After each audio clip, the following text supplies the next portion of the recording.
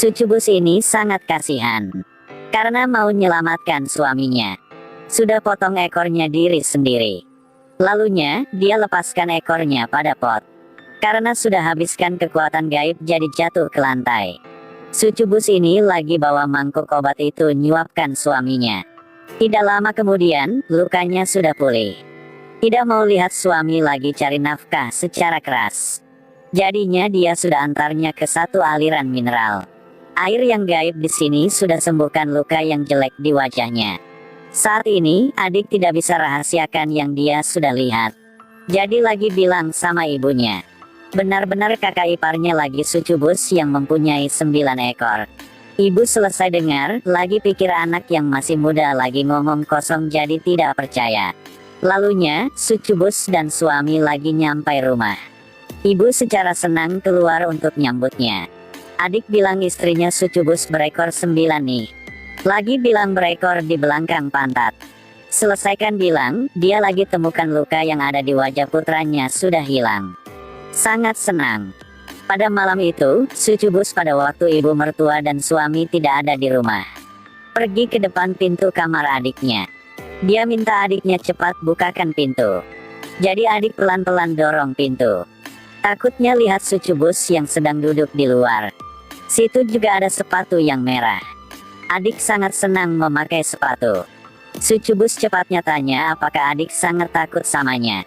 Tapi adik lagi tanya. Saya sangat sukai Anda. Anda sudah menyelamatkan kakak saya. Adik lagi berjanji tidak akan mengumpatnya pada masa depan. Mereka berdua lagi saling janji. Tentu saja akan jaga rahasia ini. Pada hari yang lalunya, keluarganya senang buka satu tambang garam. Sekelip mata saja sudah terjadi bangsawan kaya di daerah ini. Cepat saja sudah nyampai pertengahan musim gugur. Sucubus dan suami saling menikmati lampu bunga. Tapi tidak untung lagi disadari oleh pemburu. Dengan kaca tunjukkan jembalang, dia sadari identitas si sucubus. Pemburu segera bawa orang ke situ untuk tangkapnya. Sucubus rasa ada yang tidak untung.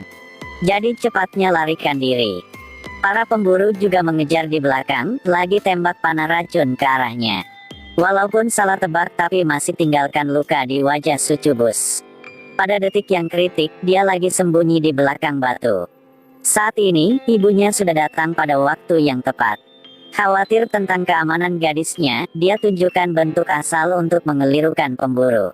Tapi karena banyak pemburu, jadinya juga dikelilingi olehnya. Lagi terikat dengan tali secara erat. Lalunya, pemburu yang kejam sudah bakarnya dengan banyak api. Ibu sucubus jadi abu. Sucubus sembunyi di semak belukar, saksi semuanya. Hatinya sakit seperti maunya pecah. Tapi dia tidak bisa lakukan apapun. Dia hanya bisa ikuti hajat ibunya. Terus-menerus hidup dan jadi manusia. Lalu ditebak dia pulang rumah. Lukanya tidak bisa sembuh. Dia takut kecantikan istri akan dirusakkan. Lagi cepat minta pengobat untuk rawatnya. Tapi lalu diperiksa, pengobat lagi bilang hal ini tidak pernah bisa sembuh. Sambil bilang saluran darahnya juga tidak mirip orang yang biasa. Suaminya selesai dengar, pikirnya pengobat lagi ngomong kosong. Jadi juga tidak banyak peduli. Beberapa hari yang berikutnya, luka di wajah sucubus lagi sebar. Ibu mertua lihat begitu lagi berkata hal yang kurang sopan. Lukanya kenapa lagi besar begitu? Benar-benarnya sangat malu dong. Sucubus bingung, tidak berani lihat ibu mertua, emangnya sangat sedih. Adik lihat begitu lagi semangatkannya. Itu sangat sakit kan? Sucubus tersenyum secara lembut dan bilang itu luka yang kecil, tidak usah peduli. Saat itu, suaminya lihat wajah yang jeleknya, turunkan speed dan nafas panjang. Tunjukkan sikap kecewa. Dia langsung berdiri untuk keluar. Sebelum pergi lagi bilang, kalau jelek begitu, jangan kemana-mana. Saat itu, suaminya selalu keluar untuk main dan minum anggur. Juga berjudi, buang uang keluar jendela. Pada suatu hari, dia pulang rumah. Paksa istrinya nyerahkan uang di rumah. Tapi sucubus bilang sama suaminya, uang di rumah juga dihabiskan olehnya. Uangnya sudah kemana?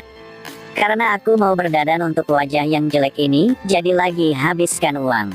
Suami yang tidak percaya sama istrinya, dorongnya ke samping. Cepat cari seluruh kamar. Tapi tidak bisa dapat 1 sen. Dia dengan marah hancurkan barangan. Lagi berbalik dan pergi. Saat ini Sucubus juga sangat sakit hati. Dia jatuhkan diri ke kursi. Ibu mertua saat ini lagi masuk. Dia tanpa malu, lagi marahi sama menantu perempuan. Tidak hati-hati pegang suami. Sekarang dia lagi habiskan semua uang tabung di rumah. Juga kritik wajahnya yang jelek, jadinya tidak bisa pegang suami. Cepatnya keluar untuk menggali garam bantu keluarga. Lalunya, Sucubus ke lombong garam. Dengan tubuh yang kurus, lagi harusnya bawa 1 beg garam yang berat begini. Dia lelah dan sulit bernafas. Lagi goyah dan jatuh ke tanah. Sucubus tidak bisa tahan rasa benci yang terjadi dari sejak lama. Dia nangis sesak. Saat ini, si suami yang jahat lagi selingkuh.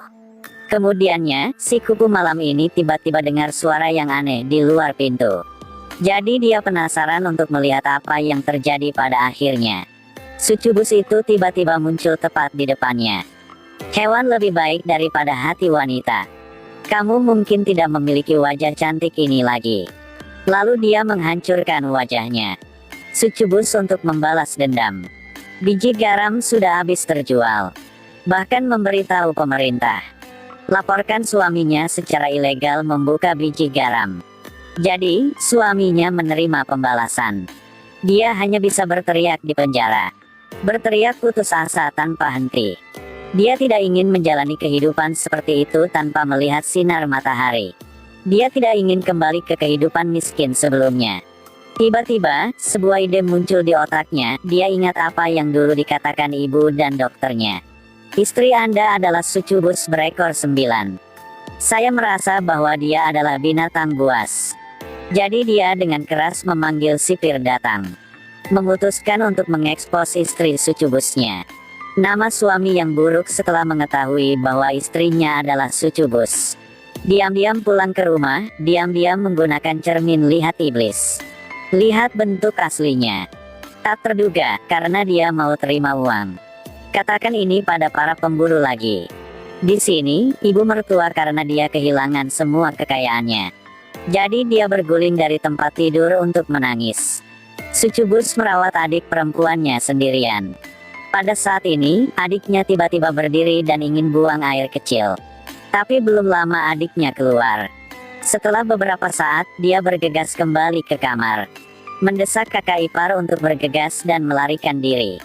Gadis kecil itu berkata bahwa kakaknya memanggil pemburu untuk menangkapnya.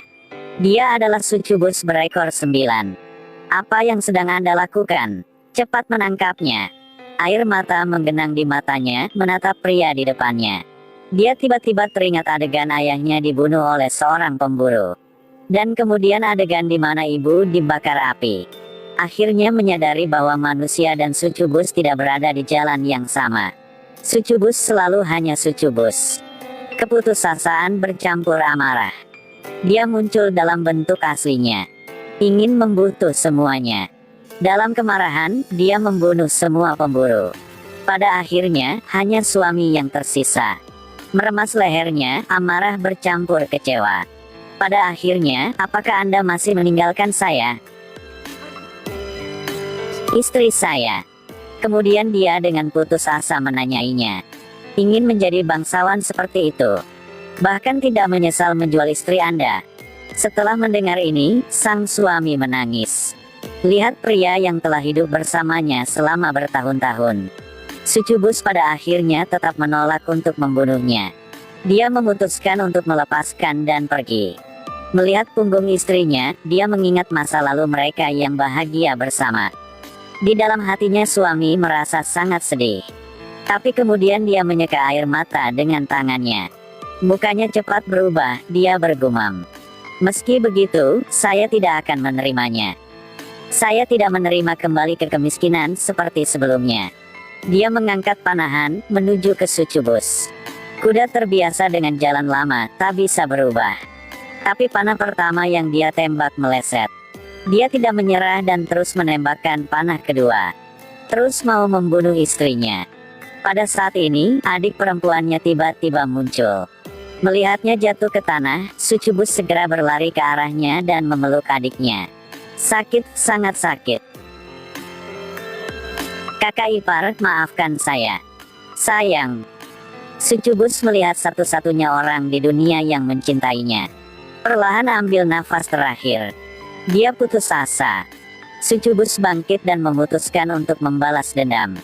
Suami itu ketakutan setengah mati. Mundur, akhirnya tersandung dan jatuh dari gunung. Jadi, pada akhirnya, Sucubus tidak bisa menjadi manusia. Melalui kisah legendaris ini, kita mengambil pelajaran. Rumah harus memiliki tiang mewakili suami, dan Tep mewakili istri. Cukup dua-duanya baru bisa bahagia.